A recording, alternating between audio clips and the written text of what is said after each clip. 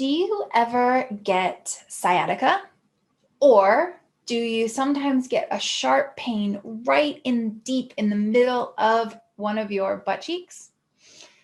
If so, you may have a problem with your piriformis, which is this month's muscle of the month.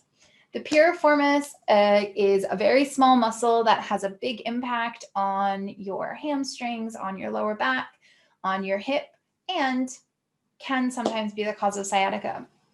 So in today's video, we are going to talk about where the piriformis is, what it does, what it's often compensating for, how it's related to lower back pain and sciatica. And if you watch to the end, I'm going to share a tip about stretching it, that the mistake that people often make that actually ends up making their piriformis tighter a lot of the time, but they don't realize that that's what they're doing. So if you'd like to learn more about the piriformis, this is your video.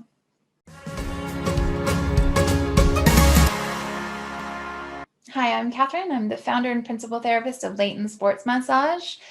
We offer in-person and video sessions of sport and remedial massage therapy to help you feel better and take better care of yourself. And in this channel, I share information and self-care tips so that you can live and enjoy your favorite activities as close to pain-free as possible. So, piriformis. If anybody comes in and tells me that their glutes are really tight, it's almost always the piriformis. If you've watched any of our glute activation videos, and I'll link the playlist below, you may be familiar that it's rare that people have overused glutes, and more often people's glutes are underutilized, under-recruited, or underactive. So the piriformis plays a big part in compensating when the glutes aren't working. Now, first, where is it?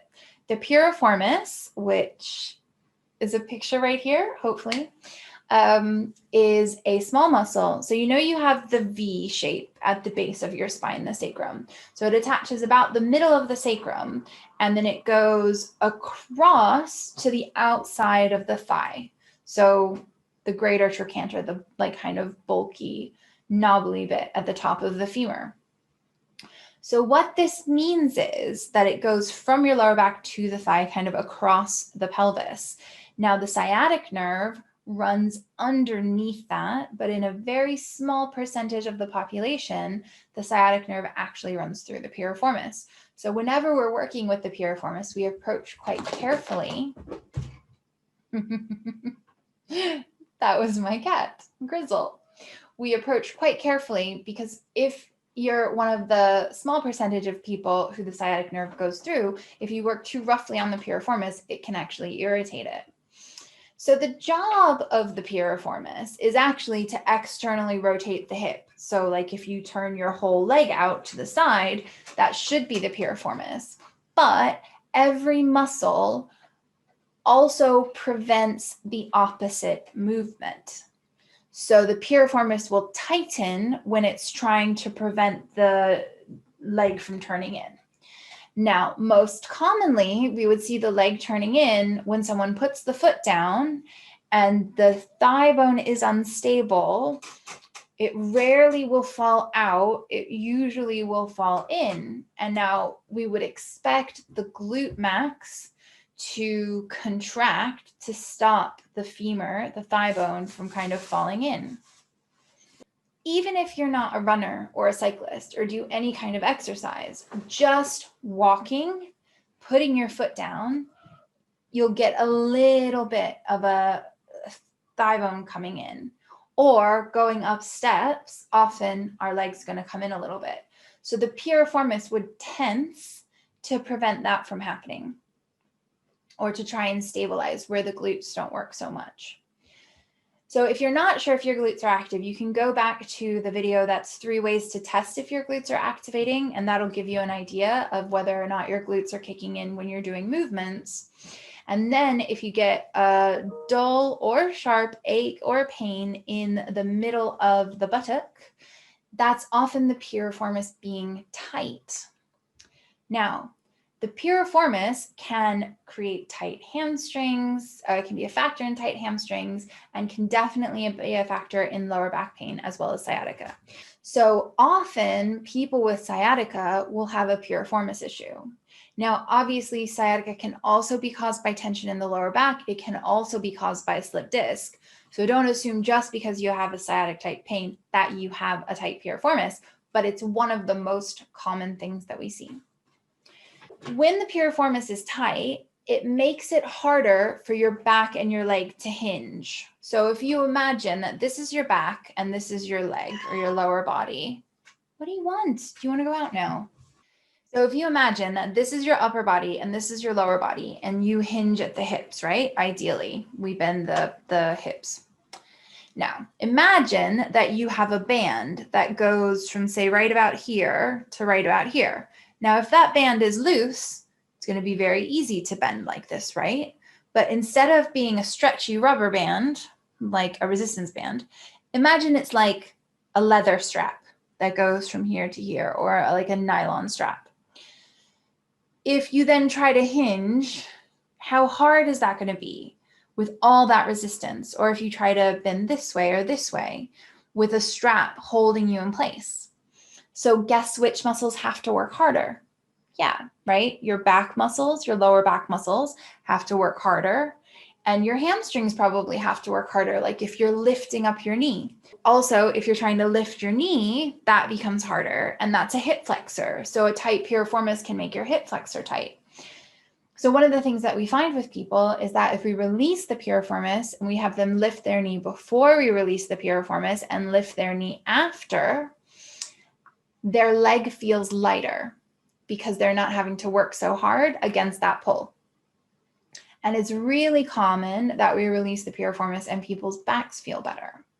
So your piriformis can be a real pull on the muscles and tissue in your lower back. Another clue that the piriformis could be a factor in your lower back pain is, does your lower back hurt after you've been sitting for a long time? Not when you're standing up from sitting. So it's not that when you stand up from sitting and your back hurts, because that's usually something else. While you're sitting, if you're sitting for like an hour, does your back start to hurt after a while? Like start to feel achy?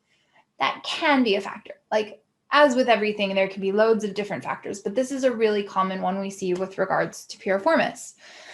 So you probably think, okay, well, if my piriformis is tight, I want to stretch it, right?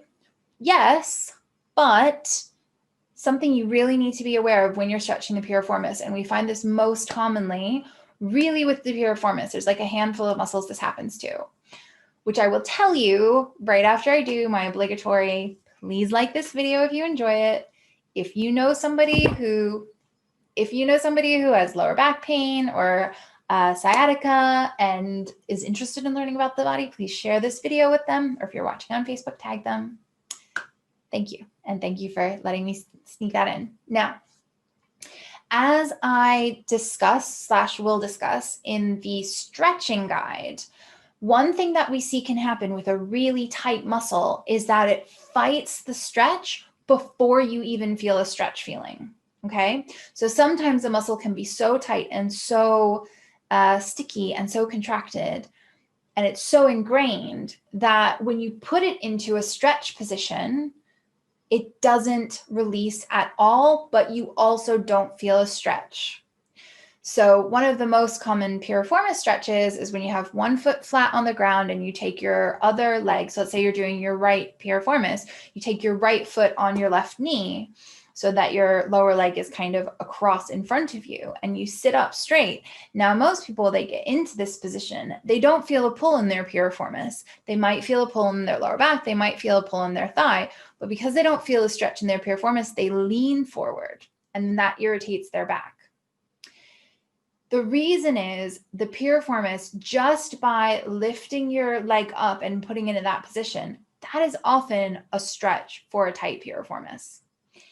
And as you'll know from my stretching guide series, if you don't know, I'll link it below in the comments so you can go in the description so you can go read it.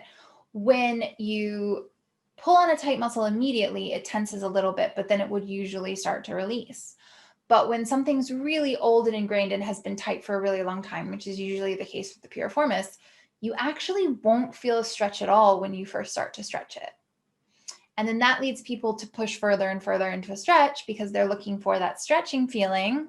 And then you end up with an even tighter muscle. So whenever you're stretching the piriformis, don't rely on your stretch feeling. Don't rely on perceiving a feeling of stretch in the muscle when you're stretching. What I recommend, and we can walk you through this in an in-person session or a video session or in our stretching workshop that we have coming up, that you can put your finger where the piriformis is. And if you just push a little bit, you can feel that it's hard.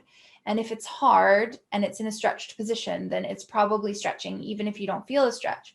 And then you can do 2 or 3 deep breaths. And each time you exhale, let go and then push again, and it should feel a little bit softer. And that is a way that you can check that you're stretching without overstretching the muscle. And as something else that I've mentioned in a couple other places, if there's tension that's responding to an imbalance, it often doesn't release until you've addressed the imbalance. So if you have a tight piriformis, because your glutes aren't active, you want to focus on getting your glutes activated, and your piriformis will be easier to relax. Okay, that's it. That's the piriformis muscle of the month. Thank you so much for watching. I hope you enjoyed it, and I'll see you in the next video. Bye.